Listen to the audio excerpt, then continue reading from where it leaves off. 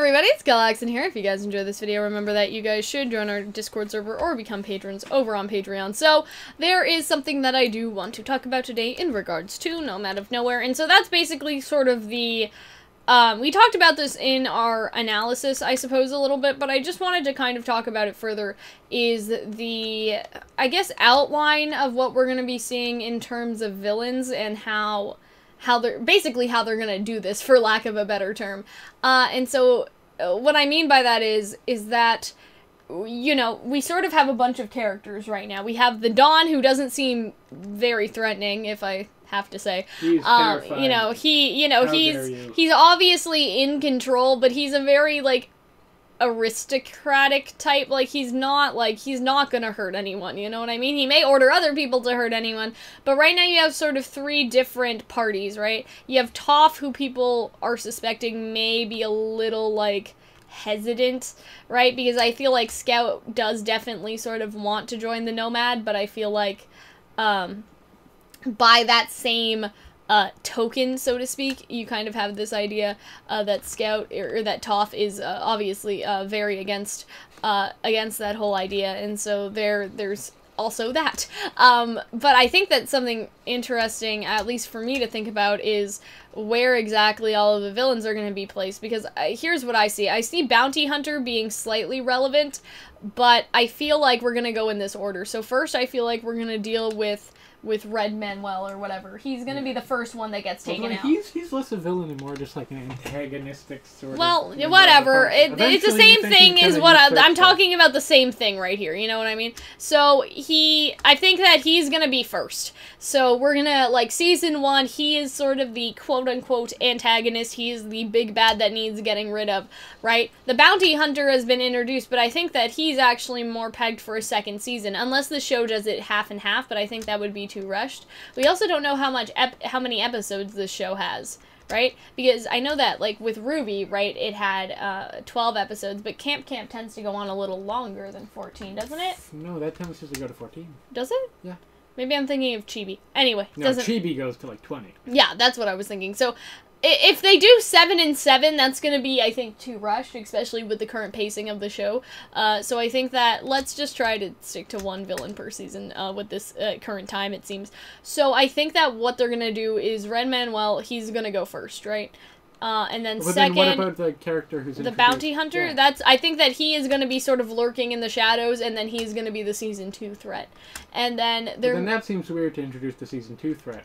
Why? Like, in the second episode. But isn't that sort of like what Ruby did to an extent? Because Ruby introduced Cinder and Roman, but you only ever saw Roman, you know, in Season 1 until, like, getting to the finale of I guess the finale of Volume 2, and then the start of, like, Season 3, or I guess not even the finale, like the start of Volume 2 and, you know, Volume 3, right? So we started off, like, Roman is Red Manuel is the Roman, I feel. Like, he is the Roman of this series. He is sort of here to serve as, like, the, you know, has funny lines antagonist. I don't know if that's a classification of antagonist, but he's one of those. The snarky. The smirky, you know, the snarky one. I think he'll be the dickish, not entirely helpful sort of friend person in the group.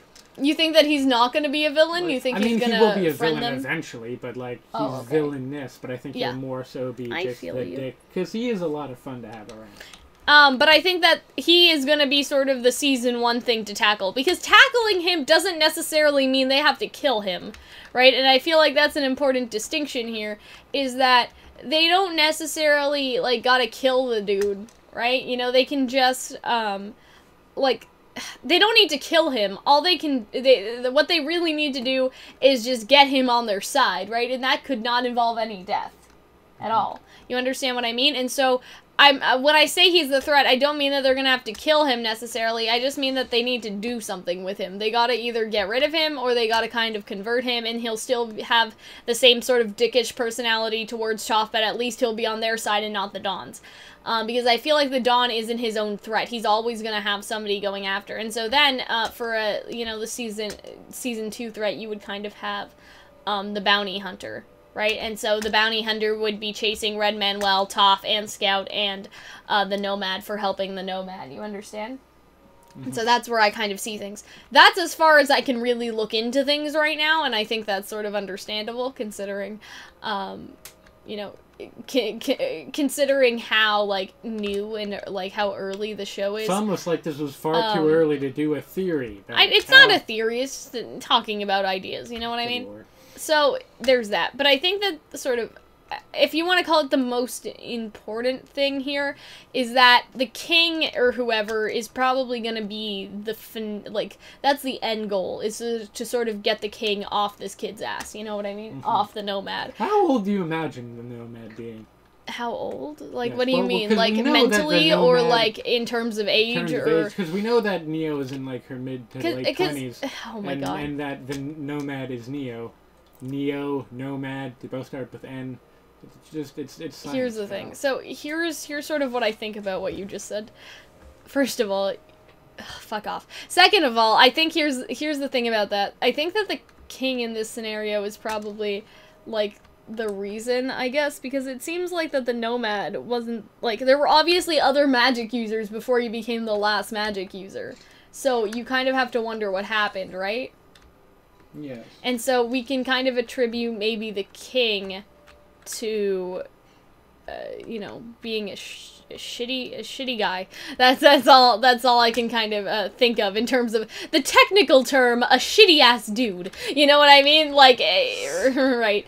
And so I think that the king is sort of going to be the end, yeah, basically the end goal here. I think that he is going to be sort of what we are looking at sort of beating, and that the bounty hunter will probably have to be defeated, whereas Red Manuel may join, and so that gives a very interesting dynamic. At least I think it's interesting. I don't know if anybody else thinks that this is interesting, considering, I mean, it is, you're right, like, it is early to do a video about it, but I think that it's interesting to kind of consider where the show is actually gonna go, you know what I mean?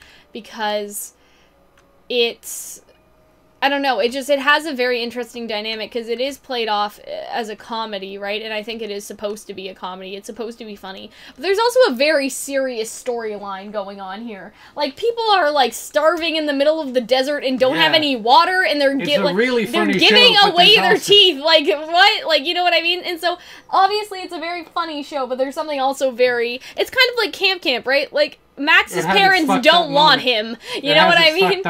It does. And so I think that's pretty interesting as a concept, and I think it's pretty interesting to kind of see. I said, yeah, what a concept.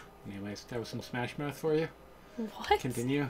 What? I could use a little help myself, and we can all use a little change. Come on now, Cal, you know this. Please continue. My dad, for whatever reason, for a while, was just singing Smash Mouth, like, apropos of nothing. I really hate you. I fucking bring it up with my dad, man. I don't know. Okay. So, yeah, that's kind of what I had to say about that until you started talking about started talking about Smash Mouth, or whatever the fuck that you're doing. I still don't understand. You know what, that I really, the one thing that's lacking in Nomad and Nowhere is a strong yes. Soundtrack, essentially. Soundtrack? Because it's just sort of like wow, wow, wow, wow, wow, wow. It's just like, you know, like, is Jeff doing the music for this, Western, or no? I don't know, stereotypical Western stuff. Like, it'd be weird if it was just like, you know, instead of that, what if we do like classical music? mid 2000s rock rap. So the entire show, right? Hear this. It's all Smash Mouth and fucking what are those?